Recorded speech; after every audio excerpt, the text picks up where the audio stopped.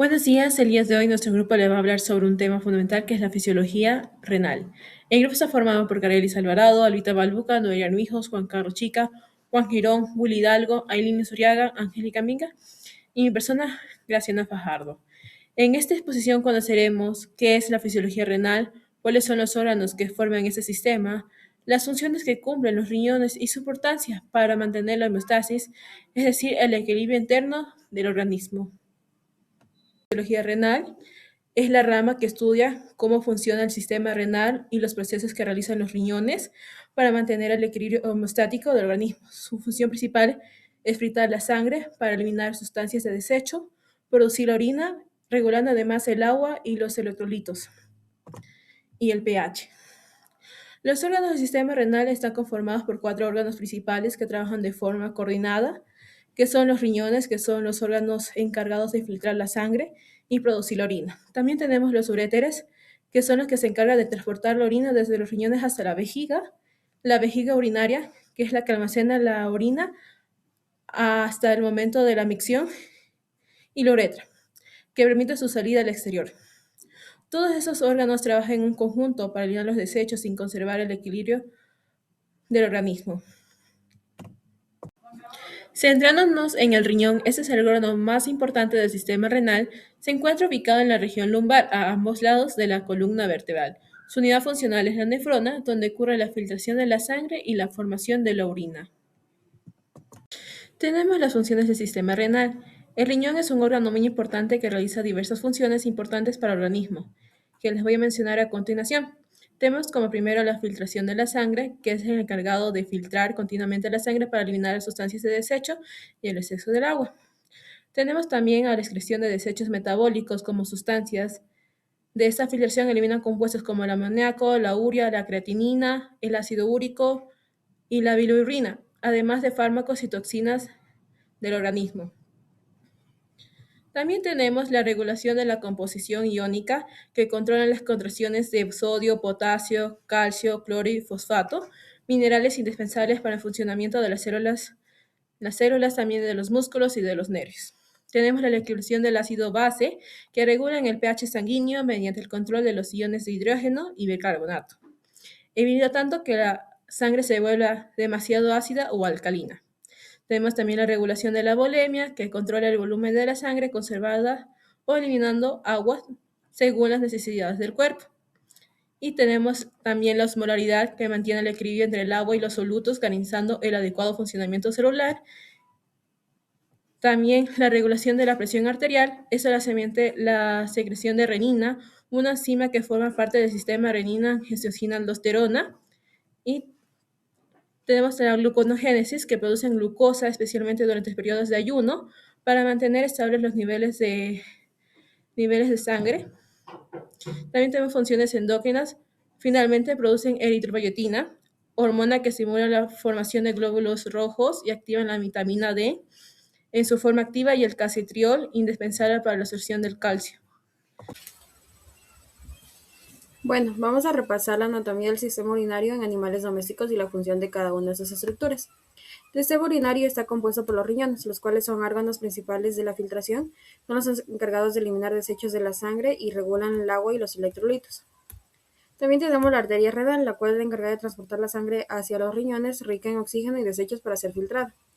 La vena renal es la que devuelve la sangre ya filtrada al sistema circulatorio hacia la vena cava.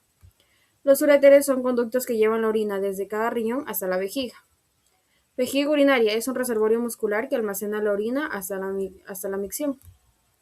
Uretra es el conducto final que expulsa la orina al exterior, con variaciones anatómicas entre machos y hembras. Dentro del riñón también encontramos estructuras internas que son de vital importancia, como por ejemplo la corteza renal, la cual es una zona periférica donde se encuentran los glomérulos y donde se da el inicio de la filtración. La médula renal está formada por pirámides que concentran la orina. Las papilas renales son las puntas de las pirámides donde la orina pasa hacia los cálices. Cálices menores son los que reciben la orina directamente de las papilas. Los cálices mayores recogen la orina de varios cálices menores y la dirigen hacia la pelvis. La pelvis renal, cavidad que colecta la orina y la conduce al ureter. En la corteza y la médula se encuentran las nefronas. en donde está compuesta por un glomérulo y la cápsula de Bowman, sitio de filtración inicial de la sangre, túbulo contorneado proximal y distal, que reabsorben nutrientes y regulan las sustancias.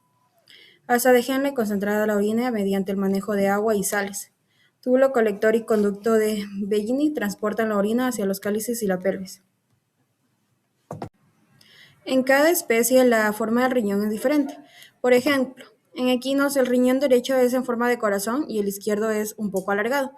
En ovinos el riñón es pequeño, liso y ovalado. En bovinos el riñón es lobulado con aspecto de racimo de uvas. Y el porcino tiene un riñón liso y en forma de frijol. Canino y felino tienen igual riñones lisos y ovalados. A continuación vamos a hablar sobre la irrigación renal. Tenemos que recibe entre el 20% y el 25% del gasto cardíaco total a través de la arteria renal, un volumen asombroso para órganos que representan apenas el 0,5 del peso corporal. Esta sangre viaja por una ruta minuciosamente ramificada, desde las arterias segmentarias y arcuatas hasta los capilares glomerulares y peritubulares, para ser filtrada y purificada, retornando luego al sistema general por la vena renal. Este flujo masivo y constante no solo nutre al tejido, sino que es el motor indispensable para eliminar toxinas, regular la presión arterial y mantener el equilibrio de líquidos en todo el organismo. La ruta de la irrigación renal. Tenemos que la sangre sale de la aorta abdominal y entra al riñón por la arteria renal. De ahí se ramifica para llegar a cada rincón, pasa por las arterias segmentarias, sube por los interlobulares y se curva en las acifores y asciende recta por las interlobuliares hacia la corteza. Luego de ello tenemos que entra la nefrona por la arteria aferente, mete la sangre al glomérulo. El glomérulo es un ovillo de capilares donde la presión exprime y filtra las toxinas.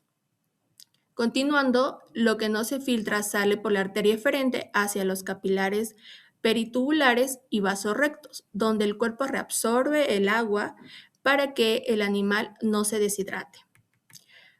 Ya en el retorno, ya limpia, la sangre regresa al corazón hacia el camino inverso, pasa por las venas interlobuliares, acifores e interlobulares y se une a la gran vena renal que desemboca en la vena cava caudal. El 90% de la sangre se queda en la corteza y solo el 10% va a la médula. Por eso, si un animal se deshidrata, la médula sufre de inmediato por falta de oxígeno. A continuación vamos a hablar acerca del sistema renina-angiotensina-aldosterona, pero antes tenemos que mencionar el aparato yuxtaglomerular. Esta es una estructura especializada que se encuentra localizada entre la arteriola aferente, la arteriola eferente y el túbulo contorneado distal. Es una estructura conformada por células de la mácula densa, células yuxtaglomerulares y células mesengiales. Las células de la mácula densa son especializadas en poder medir los cambios en la concentración de sodio. Las células mesengiales se encargan de dar soporte a la estructura y también sirven para dar comunicación a las células de la mácula densa y las células yuxtaglomerulares. Y las células yuxtaglomerulares se encargan de medir los cambios en la tensión de la arteriola aferente. Este sistema se encarga de medir cuando hay una baja en la presión o cuando hay una disminución de la concentración de sodio. Ya, para esto utiliza tres vías. Primero tenemos la vía directa, que sería cuando la presión en la arteriola aferente disminuye, por lo tanto la distensión de las células yuxtaglomerulares que se encuentran rodeando a la arteriola aferente también disminuye. Esto produce que libere renina. De la misma manera, la vía química se da cuando en el túbulo contorneado distal, las células de la mácula densa logran detectar una disminución en la carga de sodio, entonces envía información, envía un estímulo a las células yuxtaglomerulares para que también liberen renina. La última vía es la vía nerviosa. El sistema nervioso simpático, dependiendo de la actividad que tenga el ser, produce neurotransmisores que estimulan a la producción de renina por parte de las células yuxtaglomerulares. Por ejemplo, debemos decir que si está dado el caso, se necesita que el animal tenga el estímulo de la huida, el estímulo del combate, el sistema simpático va a activar la vasoconstrucción en varias arteriolas y de esa manera también se va a estimular a la producción de renina por parte de las células yuxtaglomerulares. El aparato yuxtaglomerular, como habíamos dicho, es el encargado de producir renina y una vez que ésta esté liberada, se desencadena la cascada de eventos hormonales llamados sistema renina-angiotensina-aldosterona. La renina actúa sobre el angiotensinógeno que es producido por los hepatocitos en el hígado, transformándose en angiotensina tipo 1. Luego se transforma en angiotensina tipo 2 una vez que llega a la circulación pulmonar por medio de la enzima ECA que se encuentra allí. La angiotensina tipo 2 es de suma importancia porque se encarga de estimular el reflejo de la sed. También se encarga de producir vasoconstricción a nivel de las arteriolas y la estimulación del hipotálamo para la producción y liberación de hormona antidiurética y la aldosterona, las cuales son muy importantes para la filtración y reabsorción glomerular porque se encargan de, en el caso de la aldosterona, producir la reabsorción de sodio y agua en el túbulo contorneado distal y en el caso de la vasopresina, la reabsorción de líquidos en el túbulo colector. Continuando con la filtración glomerular es el primer paso para producir la orina. Este proceso depende principalmente de tres factores. El primero es la ingesta de líquidos. Cuando un animal consume suficiente agua, aumenta el volumen sanguíneo y mejora la perfusión renal, favoreciendo así una filtración adecuada. Si existe deshidratación, disminuye el flujo de sangre al riñón y la filtración también disminuye. El segundo factor es el alto flujo sanguíneo renal. Aunque los riñones representan una pequeña parte del peso corporal, reciben aproximadamente entre el 20 y el 25% del gasto cardíaco. Esto garantiza que llegue suficiente sangre para ser filtrada. El tercer factor corresponde a las propiedades especiales de los capilares glomerulares, cuya estructura permite el paso de agua y solutos pequeños, pero evita el paso de proteínas y células sanguíneas. En otras palabras, la filtración glomerular funciona como un filtro altamente selectivo que limpia la sangre sin perder componentes importantes. Ahora veremos cómo llega la sangre al glomérulo. La sangre entra por la arteriola aferente y sale por la arteriola eferente. Lo importante es que la arteriola eferente tiene un diámetro menor que la aferente, lo que genera una resistencia al paso de la sangre. Como consecuencia, aumenta la presión hidrostática dentro de los capilares glomerulares y esa presión es la principal fuerza que impulsa el paso del agua y los solutos hacia la cápsula de Bowman. Si la arteriola aferente se dilata, entra más sangre y aumenta la filtración. Si la arteriola aferente se contrae, llega menos sangre y disminuye la filtración. Por otro lado, una ligera constricción de la arteriola eferente puede aumentar la presión glomerular y favorecer la filtración. Sin embargo, si la constricción es excesiva, también termina reduciendo la tasa de filtración porque disminuye el flujo sanguíneo renal. Esto demuestra que el organismo regula continuamente el diámetro de ambas arteriolas para así mantener estable la función renal. El siguiente punto es la barrera de filtración glomerular. Esta barrera está formada por tres capas que trabajan juntas como un filtro selectivo. La primera es el endotelio capilar fenestrado, que permite el paso del agua y pequeñas moléculas, pero impide el paso de las células sanguíneas. La segunda corresponde a la membrana basal glomerular, que contiene cargas negativas capaces de repeler muchas proteínas plasmáticas, especialmente la albúmina. La tercera capa está formada por los podocitos, cuyas prolongaciones crean hendiduras de filtración que limitan el paso de las moléculas grandes. Gracias a estas tres capas, la barrera selecciona qué sustancias pueden atravesarla según su tamaño y su carga eléctrica. Por eso, en condiciones normales, las proteínas y las células sanguíneas permanecen dentro de los vasos sanguíneos. Como resultado de este proceso se forma el ultrafiltrado glomerular. Este líquido contiene gran cantidad de agua y de moléculas pequeñas, ya que no posee proteínas ni células sanguíneas. Aunque su composición es muy parecida al plasma, no es exactamente igual porque ya perdió sus componentes grandes que fueron retenidos por la barrera de filtración. Es importante recordar que este ultrafiltrado todavía no es la orina definitiva, porque posteriormente recorrerá los túbulos renales donde ocurren la reabsorción y la secreción para formar la orina.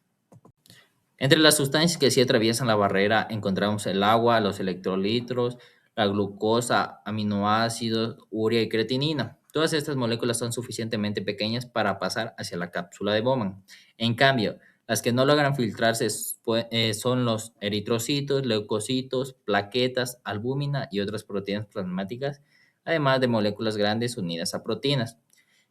Aquí, si en un examen de orina aparecen proteínas o sangre, esto indica que la barrera glomerular está lesionada y ha perdido su capacidad selectiva. Continuando con la fuerza de filtración, tenemos la filtración depende del equilibrio entre tres fuerzas. La primera es la presión hidrostática glomerular, que favorece la filtración porque empuja el líquido hacia la cápsula de Bowman. La segunda es la presión oncótica glomerular, generada por las proteínas plasmáticas, que atraen nuevamente hacia los capilares y se opone a la filtración.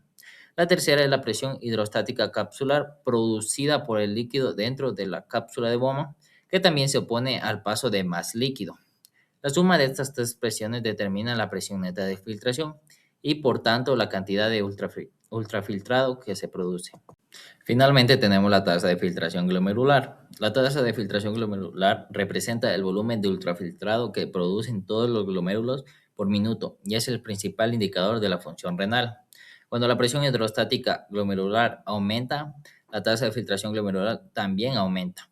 En cambio, disminuye cuando aumenta la presión dentro de la cápsula de Bowman, como ocurre en una obstrucción urinaria o cuando aumenta la presión oncótica del plasma, por ejemplo, durante una deshidratación intensa. También depende del flujo sanguíneo renal y del diámetro de las arteriolas aferente y eferente. Por esa razón, la tasa de filtración glomerular es un parámetro muy importante para evaluar si los riñones están funcionando correctamente. Continuando, vamos a hablar sobre la fisiología del túbulo proximal renal, en cómo éste reabsorbe la mayor parte del filtrado glomerular y cómo éste además participa en un proceso de secreción tubular. Este segmento aquí es clave porque es donde se recupera la mayor parte de agua, el sodio, la glucosa, los aminoácidos y el bicarbonato filtrados, y es donde comienza la regulación fina del equilibrio ácido-base. Entonces, todo este proceso de reabsorción comienza en la membrana vasolateral de la célula tubular, la que mira hacia el intersticio. Es aquí donde encontramos una gran cantidad de bombas sodio-potasio ATPasa, que es denominado un transporte activo primario, porque usa la energía del ATP para mover ambos iones en contra de su gradiente de concentración. Es decir, por cada ciclo, la bomba saca 3 iones de sodio desde la célula hacia el intersticio e introduce 2 iones de potasio desde el intersticio hacia la célula, que esto como consecuencia hará que la concentración intracelular de sodio disminuya, lo que crea una gradiente favorable para que el sodio entre a la célula desde la luz tubular. Esta baja concentración de sodio dentro de las células es lo que impulsa a los transportadores de la membrana luminal. Son transportadores de cotransporte donde el sodio entra a favor de su gradiente electroquímico y este arrastra con él a la glucosa o a los aminoácidos que entran en contra de su propio gradiente. Este es denominado transporte activo secundario porque la energía no es aportada directamente del ATP, sino del gradiente de sodio generado previamente por la bomba, que está una vez dentro de la célula. La glucosa sale hacia el intersticio a través de un transportador llamado GLUT en la membrana vasolateral, que como la concentración de glucosa dentro de la célula ya es mayor que en el del intersticio, este paso ocurre a favor de gradiente. Es difusión facilitada porque necesita una proteína transportadora, pero no gasta energía. Ahora, el potasio que entró a la célula por la bomba sodio-potasio ATPasa puede volver al intersticio a través de los canales de potasio en la membrana vasolateral. Pero vale la pena aclarar aquí un punto importante, y es que el túbulo proximal, la mayor parte de potasio no se reabsorbe por la vía transcelular, sino de forma pasiva y paracelular. ¿Qué quiero decir con esto? Que no es entre las células, pero no a través de ellas. Y siguiendo el gradiente que se genera a medida que el sodio y el agua salen del túbulo, esto es distinto a lo que ocurre en el asa de Henle o en el túbulo distal, donde los transportadores de potasio es predominantemente transcelular. También en esta membrana encontramos los llamados canales o poros, denominados aquaporinas, que permiten el paso del agua. Esto hace que el túbulo proximal sea muy permeable al agua. A medida que el sodio se reabsorbe hacia el intersticio, la osmolaridad ahí aumenta y el agua lo sigue por ósmosis, donde este mecanismo mantiene un medio isosmótico, es decir, la osmolaridad del líquido tubular, del intersticio y del plasma se mantienen prácticamente iguales, porque el agua y los solutos se reabsorben en proporciones similares. Esto será importante más adelante cuando se hable del mecanismo multiplicador de corriente o de la concentración de orina. Ahora, otro proceso importante del túbulo proximal es la reabsorción de bicarbonato. Empezamos con la secreción de hidrogeniones. En la membrana luminal hay un cotratransportador antiporte sodio-hidrógeno. Gracias al gradiente de sodio generado por la bomba sodio-potasio ATPasa, el sodio entra a la célula y a cambio se secreta un hidrógeno hacia la luz tubular. El hidrógeno secretado se combina en la luz tubular con el bicarbonato filtrado, que con ayuda de la anhidrasa carbónica se forma el ácido carbónico. Ahora, el ácido carbónico se disocia rápidamente en dióxido de carbono y agua. Como este CO2 es liposoluble, difunde con facilidad hacia el interior de la célula. Ya dentro de la célula, el CO2 se combina de nuevo con el agua, otra vez gracias a la anhidrasa carbónica, pero ahora en el citoplasma, formando ácido carbónico que se disocia en bicarbonato e hidrogeniones. El hidrógeno generado se recicla y vuelve a ser usado por un cotratransportador sodio-hidrógeno, mientras que el bicarbonato sale de la célula hacia el intersticio a través de un cotransportador, completando así su reabsorción. Hay que tener en cuenta que el bicarbonato filtrado no cruza la membrana luminal como tal. Lo que en realidad ocurre aquí es que el CO2 entra a la célula y dentro de ella se genera un nuevo bicarbonato que pasa al intersticio. Por eso se dice que el bicarbonato se reabsorbe de forma indirecta. Gracias a estos mecanismos, aproximadamente un 85% del bicarbonato filtrado se reabsorbe en el túbulo proximal. Además de los hidrogeniones, el túbulo proximal también secreta activamente otras sustancias hacia la luz tubular, como algunos ácidos y bases orgánicas endógenas. La vía de secreción es clave para eliminar del organismo sustancias que, por su tamaño o su unión a proteínas plasmáticas, no se filtran con facilidad en el glomérulo. Entonces, el túbulo proximal es el principal sitio de reabsorción de filtrado glomerular. Reabsorbe cerca del 65% del sodio, el potasio y el agua, y un 100% de la glucosa y los aminoácidos, y entre un 80 y el 90% de bicarbonato filtrado con un promedio de 85%. Todo esto ocurre gracias al gradiente generado por la bomba sodio-potasio ATPasa y a distintos mecanismos de transporte activo primario, activo secundario, difusión facilitada y el arrastre de disolventes. Además, mediante la secreción de hidrogeniones y de otras sustancias, el túbulo proximal también participa activamente en la regulación del equilibrio ácido-base y en la eliminación de solutos. Luego de que el filtrado glomerular haya atravesado el túbulo proximal, este continúa por el asa de Henle. A partir de este sitio, cada segmento presenta características anatómicas y funcionales diferentes que permiten modificar progresivamente la composición del filtrado hasta formar la orina definitiva.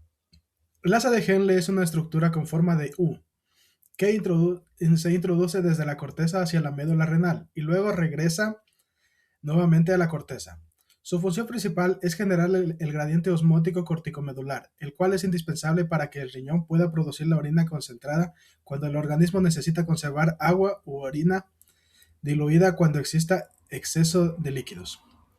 Este proceso ocurre mediante un mecanismo denominado multiplicación por contracorriente, en donde las dos ramas del asa poseen propiedades completamente opuestas. La rama descendente es permeable al agua, pero impermeable a sales y solutos en general, mientras que la rama ascendente es impermeable al agua, pero reabsorbe grandes cantidades de sodio y cloro. Gracias a esta diferencia de permeabilidad, la médula renal mantiene una elevada concentración de solutos que posteriormente permitirá la acción de la hormona antidiurética sobre el conducto colector. La pared de la rama descendente fina está formada por un epitelio plano muy delgado, con pocas mitocondrias, por lo que prácticamente no realiza transporte activo. La característica más importante de esta zona es que posee abundantes canales de acuaporinas tipo 1, haciendo que sea extremadamente permeable al agua. Por el contrario, es poco permeable al sodio y al cloro. En la médula renal existe una concentración muy elevada de sodio, cloro y urea. Como consecuencia de esto, el agua abandona el túbulo por ósmosis y pasa hacia el intersticio medular. Durante este recorrido se reabsorbe aproximadamente un 15% del agua filtrada. Debido a la pérdida de agua, el líquido tubular se vuelve progresivamente más concentrado, y al llegar al inferior del asa puede alcanzar una osmolaridad cercana al 1200 o incluso 1400 miliosmoles por litro. En esta región también puede ingresar una pequeña cantidad de urea desde el intersticio hacia el túbulo, formando parte del reciclado medular de urea. La siguiente región corresponde a la rama ascendente delgada. Presenta principalmente en las nefronas yuxtamedulares. Aquí ocurre un intercambio completamente opuesto. Esta porción es impermeable al agua y por lo tanto, aunque el intersticio sea muy concentrado, el agua ya no puede salir del túbulo. En cambio, el sodio y el cloro difunden pasivamente hacia el intersticio debido al gradiente de concentración existente. Cuando salen solutos, pero no el agua, el líquido tubular comienza a diluirse. La rama ascendente gruesa constituye el segmento funcionalmente más importante del asa de Henle y se lo conoce como segmento diluyente. El epitelio vuelve a ser cúbico y posee numerosas mitocondrias que facilitan el transporte activo que se realiza en este lugar. La característica principal es que continúa siendo totalmente impermeable al agua incluso cuando está presente la hormona antidiurética. El mecanismo principal de transporte es el cotransportador sodio-potasio 2-cloro, localizado en la membrana apical. Este transportador introduce al mismo tiempo un ion de sodio, un ion de potasio y 2 iones de cloro. Luego el sodio es expulsado hacia la sangre mediante la bomba sodio-potasio ATPasa. El cloro también abandona la célula hacia el intersticio y parte del potasio vuelve nuevamente al interior del túbulo mediante los canales ROMK. Este reciclaje genera un potencial eléctrico positivo dentro de la luz tubular. Este potencial facilita la reabsorción de otros cationes como el calcio y el magnesio. En esta región se reabsorbe aproximadamente el 25% de sodio filtrado y entre el 20 al 25% de cloro. También se reabsorbe gran parte del potasio y el 20 al 25% de calcio y finalmente entre el 60 y el 70% de magnesio. Como no sale agua, el líquido tubular se vuelve cada vez más diluido y al finalizar el recorrido del asa de Henle, la osmolaridad del filtrado disminuye aproximadamente hasta 100 o 150 miliosmoles por litro. Continuamos el recorrido con el túbulo contorneado distal. Aquí ocurre un ajuste fino de la composición de la orina, regulando principalmente las concentraciones de sodio, calcio, magnesio, cloro, potasio e hidrogeniones. También es uno de los principales sitios de acción de varias hormonas como la aldosterona, la hormona paratiroidea y en su porción final la hormona antidiurética. El túbulo contorneado distal se localiza nuevamente en la corteza renal. Su epitelio está formado de células cúbicas simples, pero a diferencia del túbulo contorneado proximal carecen de borde en cepillo. Las células poseen numerosas mitocondrias, abundantes pliegues vasolaterales y elevada actividad metabólica. Esto les permite realizar un importante transporte activo de electrolitos. A pesar de su menor longitud, el túbulo contorneado distal desempeña un papel esencial en el mantenimiento del equilibrio hidroelectrolítico y de ácido-base. La primera porción recibe un filtrado bastante diluido proveniente de la rama ascendente del asa de Henle. Su característica principal es que continúa reabsorbiendo sales sin permitir el paso del agua. Esto contribuye a la dilución del filtrado y en este segmento se reabsorbe aproximadamente entre el 5 y 8% del sodio filtrado. El principal mecanismo es el cotransportador sodio-cloro, ubicado en la membrana apical. Este transportador introduce simultáneamente un ion de sodio y un ion de cloro, desde la luz tubular hacia el interior de la célula. Posteriormente, el sodio abandona la célula a través de la bomba sodio-potasio ATPasa, mientras que el cloro sale por canales específicos hacia el intersticio. Este transporte activo disminuye aún más la concentración de sodio presente en el filtrado. El cotransportador sodio-cloro es el sitio donde actúan los diuréticos tiazídicos como la hidroclorotiazida, la clortalidona y la indapamida. Estos medicamentos inhiben la reabsorción de sodio y cloro, aumentando su eliminación junto con el agua, por lo que son ampliamente utilizados para tratar la hipertensión arterial y algunos casos de edema. Una de las funciones más importantes del túbulo contorneado distal es la regulación del calcio. En esta región se reabsorbe aproximadamente entre el 8 y el 10% del calcio filtrado. El calcio entra por canales TRPV5 presentes en la membrana apical. Posteriormente se une a una proteína transportadora intracelular y finalmente sale hacia la sangre mediante intercambiadores de sodio-calcio y las bombas ATPasa de calcio. Cuando disminuye el calcio sanguíneo, las glándulas paratiroides secretan paratormona. Aumenta la expresión de canales TRPV5, incrementa el transporte de calcio hacia la sangre y disminuye la pérdida urinaria de este mineral. Este mecanismo es fundamental para mantener constante la concentración plasmática de calcio. Una característica importante del túbulo distal inicial es que es prácticamente impermeable al agua. Aunque continúe reabsorbiendo sodio y cloro, el agua permanece dentro del túbulo. Como consecuencia, el líquido tubular se vuelve todavía más diluido. Esta característica es esencial para producir una orina hipotónica cuando el organismo necesita eliminar exceso de agua. La segunda mitad del túbulo contorneado distal comienza a adquirir características semejantes al túbulo colector. Aquí aparecen principalmente dos tipos celulares, células principales y células intercaladas. Las células principales participan principalmente en el control de sodio, potasio y agua. En estas células actúan dos hormonas fundamentales. La primera es la aldosterona. La aldosterona aumenta la expresión de canales de sodio llamados ENaC y estimula la bomba sodio-potasio ATPasa. Como resultado, se reabsorbe sodio hacia la sangre y simultáneamente se secreta potasio hacia la orina. La segunda hormona es la hormona antidiurética. Cuando aumenta la osmolaridad plasmática y disminuye el volumen sanguíneo, la hipófisis libera hormona antidiurética. Esta hormona provoca la inserción de acuaporinas tipo 2 en la membrana apical de las células principales. Gracias a ello, el agua puede reabsorberse hacia el intersticio medular siguiendo el gradiente osmótico generado previamente por el asa de Henle. Cuando no existe hormona antidiurética, estas acuaporinas desaparecen de la membrana y el agua permanece dentro del túbulo, originando una orina abundante y diluida. El último segmento de la nefrona corresponde al conducto colector. A medida que atraviesa la médula renal, encuentra un intersticio con una osmolaridad muy elevada. Si existe hormona antidiurética, el agua sale rápidamente hacia el intersticio mediante acuaporinas y posteriormente retorna a la circulación sanguínea.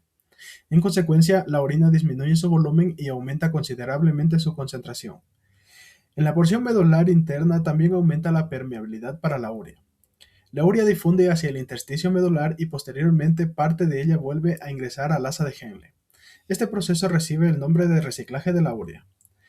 El reciclaje de la urea contribuye aproximadamente con la mitad de la elevada osmolaridad de la médula interna y favorece aún más la reabsorción de agua. Si no existe hormona antidiurética, el conducto colector permanece prácticamente impermeable al agua. Como consecuencia, el filtrado conserva gran parte de su volumen y se elimina una orina muy diluida. Las células intercaladas regulan principalmente el equilibrio ácido-base. Existen dos tipos, las células intercaladas de tipo A y las células intercaladas de tipo B. Las células intercaladas de tipo A secretan protones hacia la orina y reabsorben bicarbonato cuando existe acidosis. Las células intercaladas tipo B realizan el proceso contrario durante la alcalosis, secretando bicarbonato hacia el interior del túbulo y reabsorbiendo protones. Gracias a este mecanismo, el organismo mantiene un pH sanguíneo cercano a 7.4. En resumen, tres hormonas participan principalmente en estos segmentos. La hormona antidiurética aumenta la reabsorción de agua mediante acuaporinas tipo 2. La aldosterona incrementa la reabsorción de sodio y la secreción de potasio. Y finalmente, el péptido natriurético auricular ejerce un efecto opuesto a la aldosterona, disminuyendo la reabsorción de sodio y favoreciendo su eliminación cuando existe exceso de volumen sanguíneo. Continuando con lo que es secreción tubular, lo vamos a definir como un proceso netamente activo y selectivo. A diferencia de la filtración, que depende fuertemente de presiones hidrostáticas, la secreción se lleva a cabo a lo largo del túbulo renal mediante transportadores específicos y con un alto consumo de energía en forma de ATP.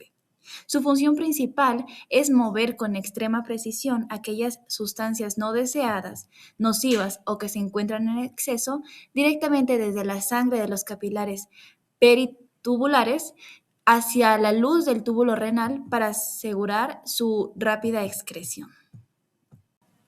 Ahora bien, ¿por qué es tan importante la secreción si ya tuvimos una etapa de filtración glomerular? La respuesta radica en las limitaciones del glomérulo y en las necesidades de homeostasis del organismo.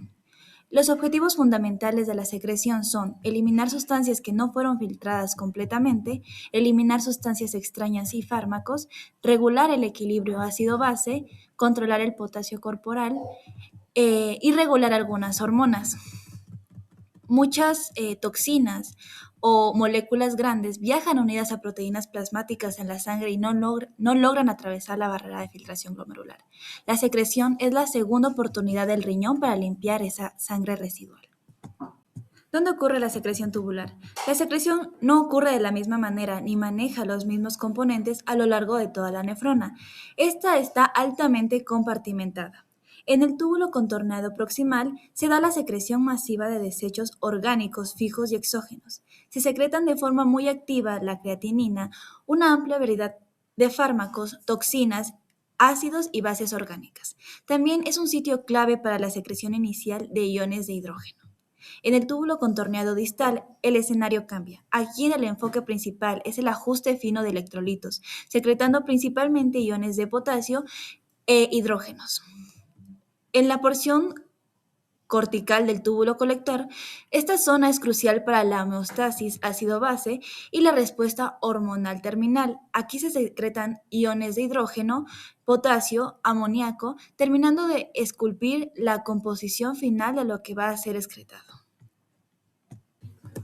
¿Cómo ocurre la secreción? La sangre que no se filtró en el glomérulo abandona este racimo capilar a través de una arteriola eferente, la cual se ramifica de nuevo tejiendo una red capilar estrecha llamada capilares peritubulares, las cuales rodean todo el túbulo renal. Estos capilares transportan una gran cantidad de sustancias que no pudieron ser eliminadas originalmente y que requieren de la secreción activa para pasar a la luz tubular. Pero, ¿cómo cruza una sustancia desde la sangre hasta la luz del túbulo? Existen dos rutas, las cuales son la vía transcelular, atravesando directamente las células epiteliales, cruzando la membrana vasolateral y luego la apical, y la vía paracelular, pasando a través de los espacios y uniones estrechas entre célula y célula. En la vía transcelular activa, el motor principal de todo este movimiento es la bomba sodio-potasio ATPasa, ubicado estratégicamente en la membrana vasolateral de la célula. Esta bomba hidroliza ATP para expulsar 3 iones de sodio hacia la sangre e introducir 2 iones de potasio a la célula. Al hacer esto, disminuye drásticamente la concentración de sodio dentro de la célula y genera un potente gradiente electroquímico. Esta gradiente es la energía indirecta que aprovechan todos los cotransportadores como el que mueve sodio, potasio y cloro o proteínas transportadoras especializadas como los transportadores de aniones orgánicos o transportadores de cationes orgánicos para internalizar sustancias que van a ser secretadas. La sustancia llega por la sangre, entra a la célula tubular, cruza el citoplasma y sale hacia la luz tubular.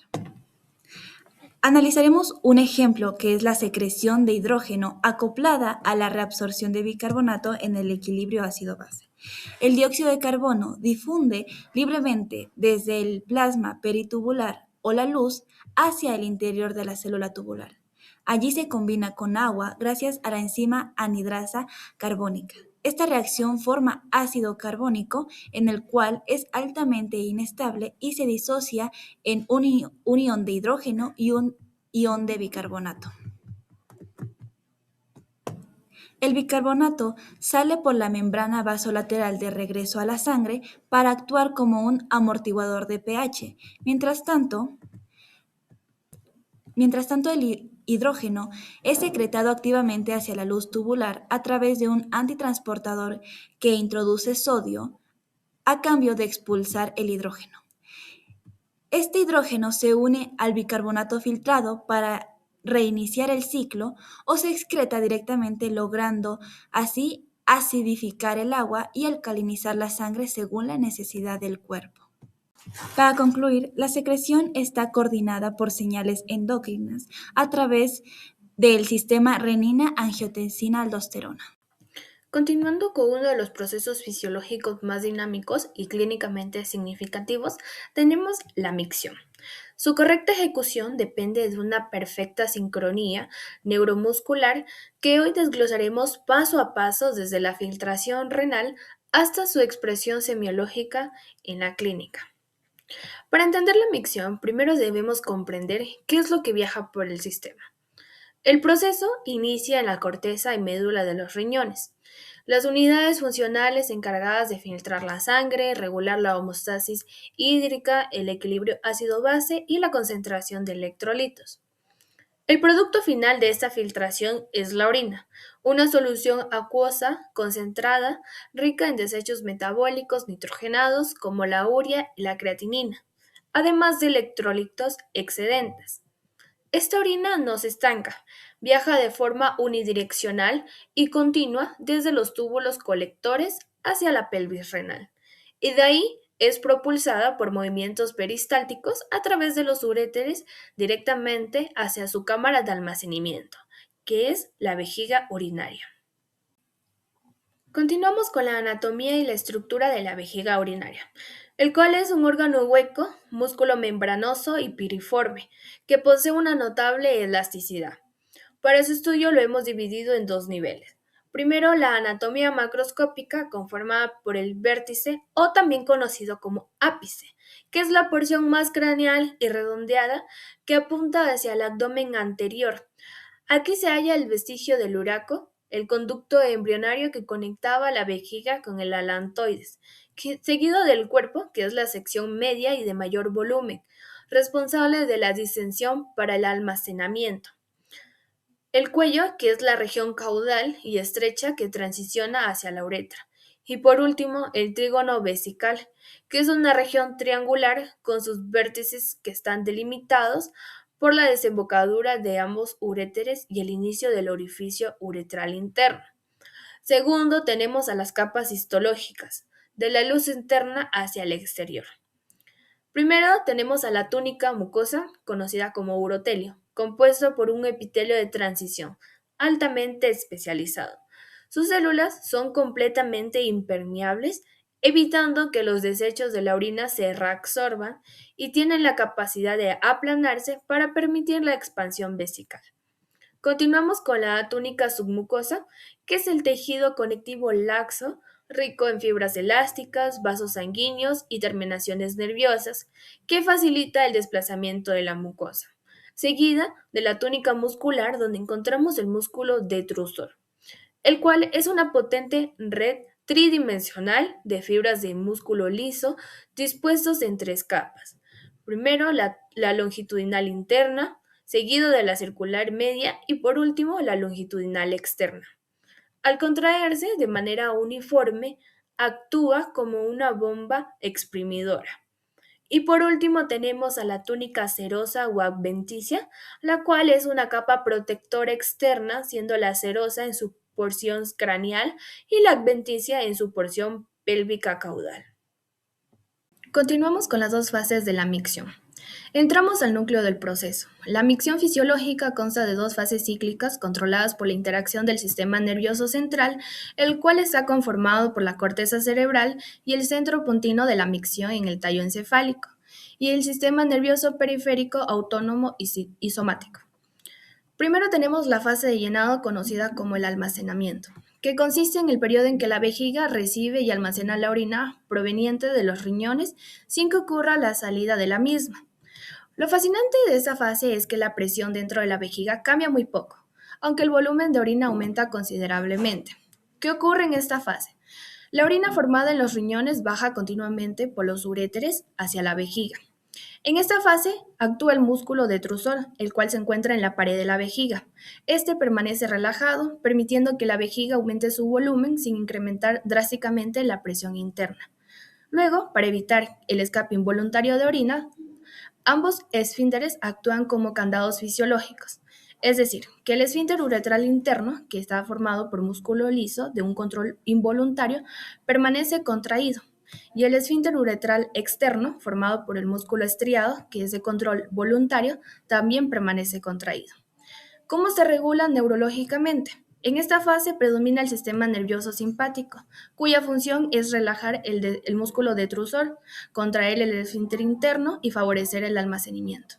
Aquí también actúa el nervio hipogástrico, que ejerce dos acciones claves. Primero, relaja el músculo detrusor, actuando sobre los receptores beta-3 adrenérgicos, y contrae el cuello vesical y el esfínter interno, activando los receptores alfa-1 adrenérgicos. Por su parte, tenemos que el esfínter externo es controlado por el nervio pudendo, que lo mantiene contraído hasta que el individuo decida orinar. Aquí también tenemos la interacción de receptores de estiramiento, los cuales, que conforme la vejiga se va llenando y su pared se distiende, estos receptores envían señales hacia la médula espinal. Al inicio son débiles, pero aumentan en intensidad conforme se eleva el volumen. Continuamos con la segunda fase de vaciado, conocida como la micción activa. Es el proceso mediante el cual la vejiga expulsa la orina al exterior. Ocurre cuando la vejiga alcanza un volumen suficiente y los centros nerviosos superiores permiten iniciar la micción. ¿Qué sucede?